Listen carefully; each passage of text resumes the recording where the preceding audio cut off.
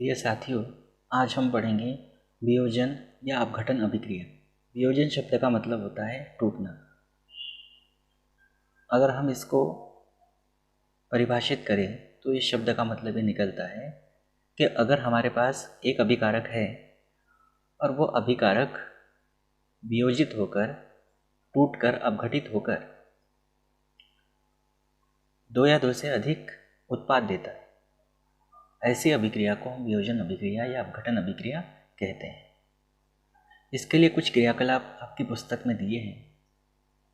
उन क्रियाकलापों को हम समझते हैं ताकि वियोजन को समझना आसान हो जाए। इसके लिए आपको दिया है क्रियाकलाप 1.5। इस क्रियाकलाप 1.5 में एक शुष्क क्वथन नली, ये जिस तरह से ये बच्ची जो क्वथन नली पकड़ के है कांच की बनी हुई, तो इसी तरह से हमको एक क्वथन नली लेना है और उस क्वथन नली में 2 ग्राम फेरस सल्फेट के क्रिस्टल लेना है। फेरस सल्फेट का फार्मूला होता है FeSO4.7H2O। फार्मूलों के लिए आप लोगों को मैंने इसके पहले एक वीडियो बना के दिया है, उस वीडियो को आप ज़रूर देखना। उसकी लिंक मैं डिस्क्रिप्शन में दे दूँगा। उस लिंक में जाकर आप फार्मूलों को अगर याद कर लेंगे तो यहाँ समझने में बहुत आसानी होगी। तो फेरस सल्फेट की क्रिस्टल लेना है क्वथन नली में 2 ग्राम। 2 ग्राम से कम ज़्यादा होगा तो भी चलेगा। लेने के बाद जो फेरस सल्फेट की क्रिस्टल लिए हैं, उस फेरस सल्फेट की क्रिस्टल पर ध्यान, उसके रंग पे ध्यान देना है। इतना करने के बाद फिर जिस तरह से ये बच्ची यहाँ पर क्वथन नली में फेरस सल्फेट की क्रिस्टल लेकर बर्नर पर उस क्वथन नली को गर्म कर रही है, इसी तरह से आप भी क्रियाकलाप करते हुए प्रयोगशाला में इसको गर्म कर सकते हैं। और गर्म करने के बाद ये जो क्रिस्टल है, उस क्रिस्टल के रंग को आप देखते हैं। एक इसमें आपको विशेष बात ध्यान रखना है कि जब आप क्वथन नली में लेकर किसी भी कंपाउंड को, किसी भी यौगिक को लेकर जब आप गर्म करते हैं तो गर्म ऐसे करना है कि ये जो क्वथन नली का खुला भाग है वो ना तो आपकी तरफ होना चाहिए और ना ही आपके किसी साथी की तरफ या आपके किसी सहपाठी की तरफ या पड़ोसी जिसको कह सकते हैं, आपके आसपास जो खड़ा है उसकी तरफ भी नहीं होना चाहिए।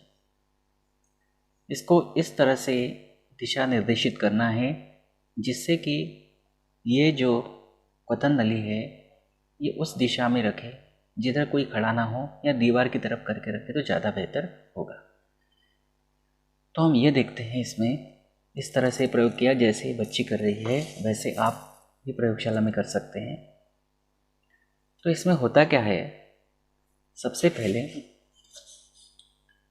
हमने किसको गर्म किया, फेरस सल्फेट को। फेरस सल्फेट का फार्मूला होता है FeSO4.7H2।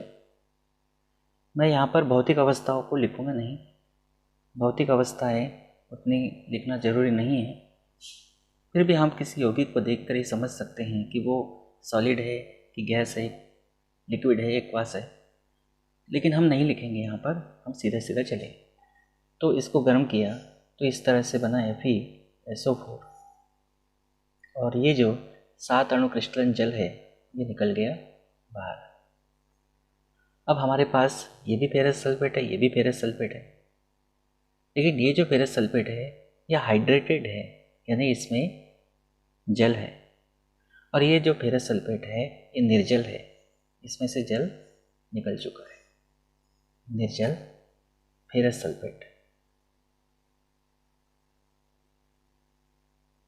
और फेरस सल्फेट का रंग जो है वो हरा होता है। उसी क्वथन नली में अभिक्रिया चल रही है। अभिक्रिया काय में चल रही है, क्वथन नली में।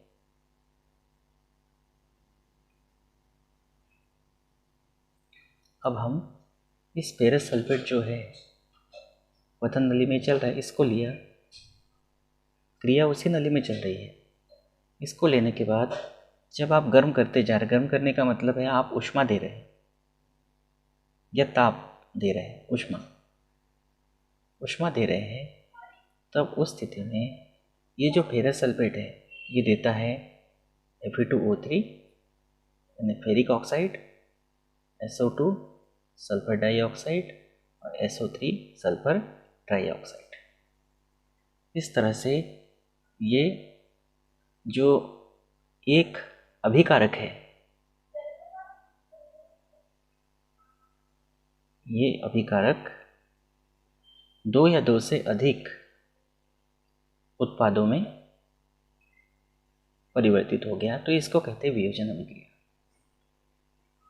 अब यहाँ ये बात भी आप समझ लीजिए कि जो SO2 और SO3 है ये दोनों गैसें हैं, सल्फर डाइऑक्साइड और सल्फर ट्राइऑक्साइड, ये दोनों गैसें हैं, सल्फर डाइऑक्साइड और सल्फर ट्राइऑक्साइड। तो ये जो बच्ची प्रयोग कर रही है, ये जो गैस निकलते हुए आपको दिखाई दे रही है, हम इसको जब गर्म करते हैं तो थोड़ा सा, अगर ज़्यादा नहीं, थोड़ा सा अगर इस नली को अपनी ओर अगर हल्का सा मोड़ ले तो इस गंध को भी हम महसूस कर सकते हैं कि यहाँ से किस तरह से SO2 और SO3 के अभिलाक्षण एक विशिष्ट गंध निकल रही है। तो ये कैसे है, इसको ध्यान रखना। तो बस यही उद्देश्य है हमारा वियोजन का, कि एक अभिकारक रहता है और उससे दो या दो से अधिक या एक से अधिक कह सकते हो उत्पाद मिलते हैं। अभिकारक को अभिकर्मक भी कह देते हैं और इसको पदार्थ भी कह देते हैं कभी कभी परिभाषा बोलते समय। तो ये भी बात आपको ध्यान रखना है। तो ये प्रयोग हमने देखा, क्रियाकलाप हमने देखा कि किस तरह से हमने ये यहाँ पर किया वियोजन, लेकिन इसके लिए आवश्यकता पड़ी ऊष्मा की। अब हम चलते हैं आगे।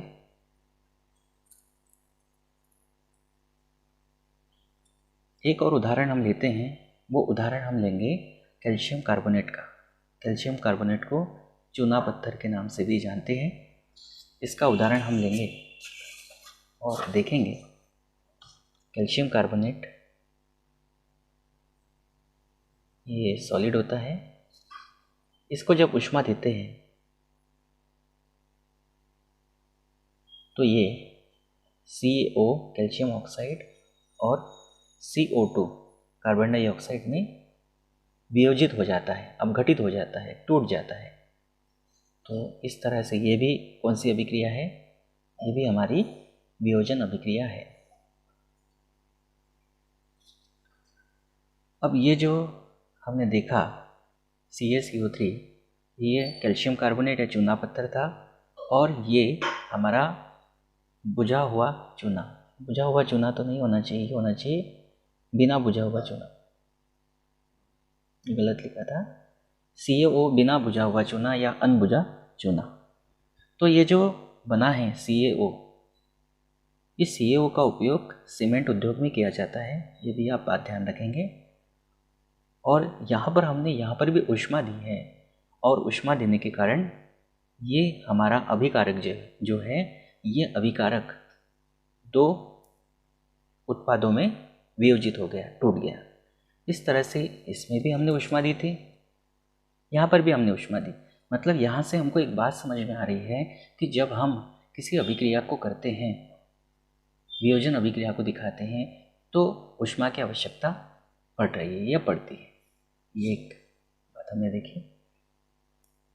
उसके बाद अगर हम आगे चलें, एक क्रियाकलाप और है, उस क्रियाकलाप को भी आप देख सकते हैं। इस क्रियाकलाप में वापस से हमने एक क्वथन नली ली, पिछले चित्र में बच्चे को दिखाया, यहाँ पे सिर्फ हाथ को दिखा दिया, ठीक है। और इस क्वथन नली को चिमटी की सहायता से पकड़ा है, जिसको हम टोंग कहते हैं। तो इसमें ले लिया 2 ग्राम लेड नाइट्रेट। लेड नाइट्रेट का फार्मूला होता है PbNO3 वोल्टवाइज। इसका चूर्ण लेना है, पाउडर लेना है। क्वथन नली में लेड नाइट्रेट का पाउडर लेना है और चिमटी से इस क्वथन नली को पकड़ना है हाथ के द्वारा। और ये इस प्रकार से किसी समतल सतह पर बर्नर को रखा है और ये जो बर्नर है, इस बर्नर की सहायता से इस क्वथन नली को गर्म करते हैं। गर्म करने के बाद हम ये देखते हैं कि लेड नाइट्रेट जो है, ये लेड नाइट्रेट को गर्म करने के बाद इसमें क्या होता है, लेड नाइट्रेट के चूर्ण को गर्म करने के बाद इसमें क्या होता है।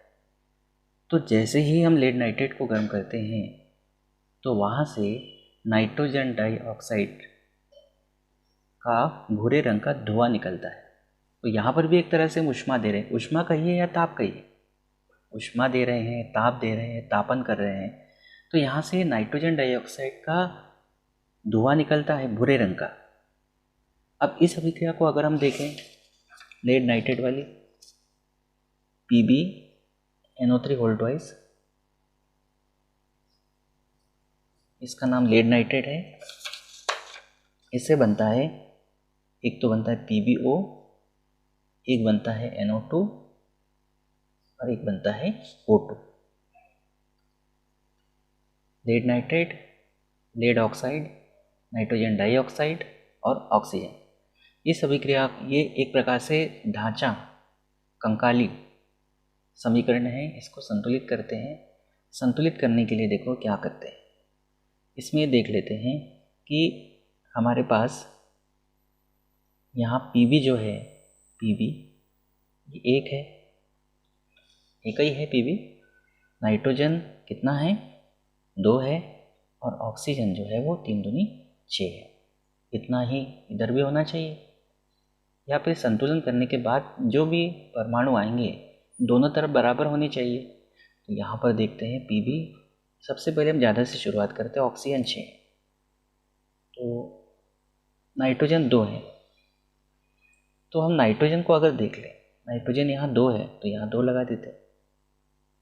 अब दोनों तरफ नाइट्रोजन जो है वो 2 हो गए, ये तो मिल गया।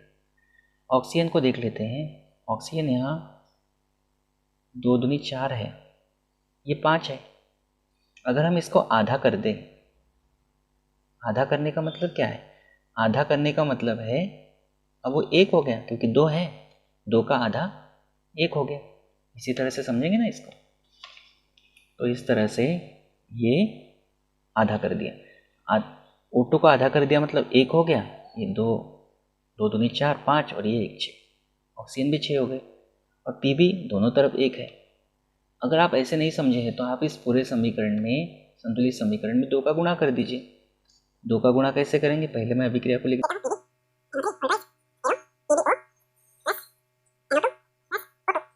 2 का गुणा करेंगे यहाँ तो 2 आएगा, यहाँ 2 का गुणा करेंगे तो यहाँ पे भी 2 आएगा, यहाँ 2 का गुणा करेंगे तो 4 आएगा, और 1/2 में 2 का गुणा करेंगे तो 1/2 से 2 कट जाएगा, यहाँ 1 ही बचेगा। तो ये अभिक्रिया भी वही है, आपकी किताब में इस अभिक्रिया को दे रखा है, लेकिन दोनों है एक है, ये भी सही है और ये भी सही है। जो भी आपको अच्छे लगे वो तैयार कर सकते हो, ये भी कर सकते हो। इस अभिक्रिया में भी क्या हुआ है कि एक अभिकारक जो है वो 2 या 2 से अधिक या 1 से अधिक उत्पाद दे रहा है, तो ये भी वियोजन अभिक्रिया है। इसमें हम ऊष्मा दे रहे हैं यानी ताप दे रहे हैं, तो ऊष्मा ताप एक ही बात है। तो हमारे पास अभी तक 3 अभिक्रिया आ चुकी है, एक तो फेरस सल्फेट वाली, एक लेड नाइट्रेट वाली और एक कैल्शियम कार्बोनेट वाली। इसमें और ये NO2 का धुआं, नाइट्रोजन डाइऑक्साइड का धुआं कैसा निकलता है, तो ये ध्यान रखना है, भूरे रंग का धुआं निकलता है। इस तरह से ये 2 क्रियाकलाप हमने देखे। इसमें एक और क्रियाकलाप दिया है, तो ये जो क्रियाकलाप है, इस क्रियाकलाप को हम एक अलग से वीडियो बना लेंगे। वीडियो ज़्यादा लंबा ना बने इसलिए हम इसको अभी छोड़ देते हैं। अगला वीडियो इसी का लेंगे हम, वियोजन अभिक्रिया के लिए जल के विद्युत अपघटन का क्रियाकलाप, इसको हम देखेंगे अगले वीडियो में। अब एक और देखिए क्रियाकलाप है, इस क्रियाकलाप में क्या करना है, एक चाइना डिश लेते हैं, और उस चाइना डिश में ये देखो इस तरह से यहाँ बनी है, ये खिड़की है, और इस खिड़की में से क्या हो रहा है, सूर्य का प्रकाश आ रहा है। और सूर्य का प्रकाश जो आ रहा है, ये सूर्य का प्रकाश, ये चाइना डिश के अंदर जो सिल्वर क्लोराइड लिया है, सिल्वर क्लोराइड ले लो, AgCl इसका फार्मूला है, या सिल्वर क्लोराइड की जगह पर सिल्वर ब्रोमाइड भी ले सकते हैं। तो चाइना डिश में ये एक समतल सतह पर रखी है चाइना डिश, इसमें हमने ले लिया सिल्वर क्लोराइड लेने के बाद इसको इस तरह से रखा है कि खिड़की में से जो सूर्य का प्रकाश आ रहा है तो उसको सूर्य का प्रकाश जहाँ रहा ऐसी जगह पे इसको रख दिया है। रखने के बाद जब आपने रखा तो उसका रंग देखो, और रखने के बाद जब आपने थोड़ी देर उसको सूर्य के प्रकाश में रखा, रखने के बाद उसका रंग देखो, तो जब सूर्य का प्रकाश उसको नहीं मिला तो उसके पहले उसका रंग श्वेत रहता है। लेकिन जैसे ही इसको सूर्य का प्रकाश मिलता है तो मिलने के बाद इसका रंग जो है धूसर हो जाता है, धूसर रंग का हो जाता है। और जब सूर्य का प्रकाश इसको नहीं मिला रहता है सिल्वर क्लोराइड को, तो उसका रंग रहता है सफ़ेद, श्वेत रहता है। लेकिन जब सूर्य का प्रकाश मिलता है तो हो जाता है धूसर रंग का हो जाता है। तो ये अभिक्रिया कैसी होती है इसको भी आप देख सकते हैं। हमने लिया सिल्वर क्लोराइड, सिल्वर क्लोराइड को सूर्य के प्रकाश में रखा। सूर्य के प्रकाश में रखने के बाद ये सिल्वर और क्लोरीन अलग अलग हो जाता है। लेकिन सिल्वर तो एक परमाणुक है, ये तो हमेशा अकेला ही रहता है, लेकिन क्लोरीन तो द्विपरमाणुक है, तो इसको तो लेना पड़ेगा। इस तरह से ये वियोजित होता है। तो यहाँ पर भी आप देख रहे हो कि एक अभिकारक दो उत्पाद दे रहा है, मतलब एक से ज़्यादा दे रहा है। तो ये अभिक्रिया भी वियोजन अभिक्रिया का उदाहरण है। अभिक्रिया सूर्य का प्रकाश मिलने के पहले इसका रंग कैसा रहता है? सफ़ेद। और अभिक्रिया जब होती है सूर्य का प्रकाश पड़ता है तो धूसर रंग का हो जाता है। तो ये तो है ढांचा समीकरण। ये कैसा समीकरण है? ढांचा। अब इसको हमको क्या करना है? संतुलित करने के लिए ज़्यादा क्लोरीन इधर 2 है तो इसके सामने 2 लगा दो, इससे क्लोरीन हमारे 2 हो गए। लेकिन क्लोरीन 2 होने से क्या हुआ? सिल्वर भी 2 हो गए, तो इसके सामने 2 लगा दीजिए। इसी तरह की आप इस अभिक्रिया को करके देखिएगा। AgBr वाली, इसका नाम सिल्वर ब्रोमाइड है, किताब में भी दी है और आप इसको दिमाग में लाके करिएगा तो इसी तरह की रिएक्शन होंगी। बस Cl2 की जगह Br2 बनेगा और ऐसे ही सूर्य के प्रकाश की उपस्थिति में यह अभिक्रिया होगी। अब ये जो सिल्वर ब्रोमाइड हमने लिया, इसके अभिक्रिया जैसा कि मैंने आपको कहा किताब में भी दी है। यहाँ पर आप देखेंगे तो यहाँ पे जो सिल्वर ब्रोमाइड लिया है इसका उपयोग जनरली फोटोग्राफी में करते हैं। ब्लैक एंड वाइट फोटोग्राफी में इसको बोलते हैं श्याम श्वेत यानी ब्लैक एंड वाइट फोटोग्राफी में इसका उपयोग करते हैं। अब आपने सबसे पहले जो दिखा था उसमें ऊष्मा की आवश्यकता पड़ी थी, ताप की आवश्यकता पड़ी थी, बात एक ही है। और जो क्रियाकलाप मैंने बताया नहीं, इसको अगली वीडियो में देखेंगे।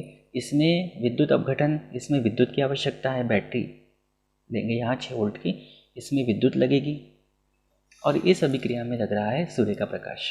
कहने का मतलब है जो वियोजन अभिक्रिया होती है वो किन किन परिस्थितियों में हम करा सकते हैं? एक तो ऊष्मा के द्वारा करा सकते हैं, है ना, और दूसरा विद्युत के द्वारा भी हम करा सकते हैं, विद्युत अपघटन करा के, और सूर्य प्रकाश के द्वारा भी हम या की उपस्थिति में भी हम करा सकते हैं।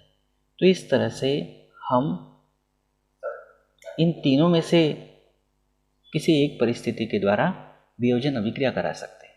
और हमारा उद्देश्य भी यहाँ पूरा हो रहा है कि वियोजन अभिक्रिया क्या है। इतने सारे उदाहरण पढ़ने के बाद डेफिनेशन तो निकलना ही चाहिए कि वियोजन अभिक्रिया क्या है। तो इस तरह से हम ये कह सकते हैं कि जो वियोजन अभिक्रिया है उसमें अभिकारक को तोड़ने के लिए,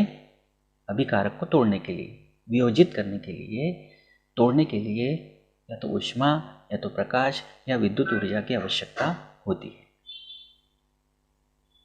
अच्छा, एक बात इसमें और ध्यान रखना, इसके पहले की वीडियो में मैंने आपको ऊष्मा क्षेपीय अभिक्रिया बताया था। अब तो उसमें यह बताया था कि जिस अभिक्रिया में ऊष्मा निकलती है उसको हम ऊष्मा क्षेपीय अभिक्रिया कहते हैं।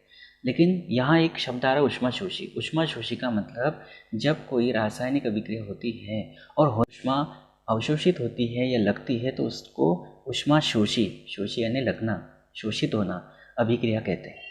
ये जो क्रियाकलाप दिया है, इस क्रियाकलाप में ये क्रियाकलाप प्रयोग आप अपनी प्रयोगशाला में कर सकते हो। इसमें बेरियम हाइड्रोक्साइड लेना है 2 ग्राम। इसका फार्मूला आपको डिस्क्रिप्शन में एक लिंक दूंगा, वहाँ से जो वीडियो मैंने बनाया था वहाँ से देख लेना आप, ठीक है। और साथ में ये होता है क्षारीय प्रकृति का, बेसिक नेचर का होता है, और 1 ग्राम लेना है अमोनियम क्लोराइड, ये दुर्बल अम्ल होता है 1 ग्राम।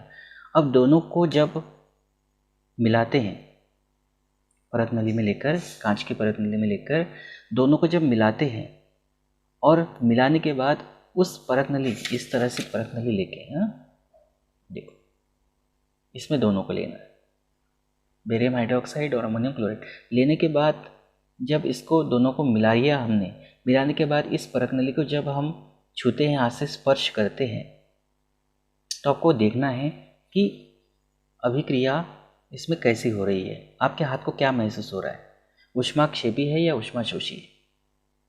तो इस प्रयोग से आप जब करेंगे तो आप देखेंगे कि ये अभिक्रिया जो है वो ऊष्माशोषी है, इसमें ऊष्मा की आवश्यकता पड़ती है। तो ये ध्यान रखना कि अभिक्रिया जो है वो ऊष्माशोषी है।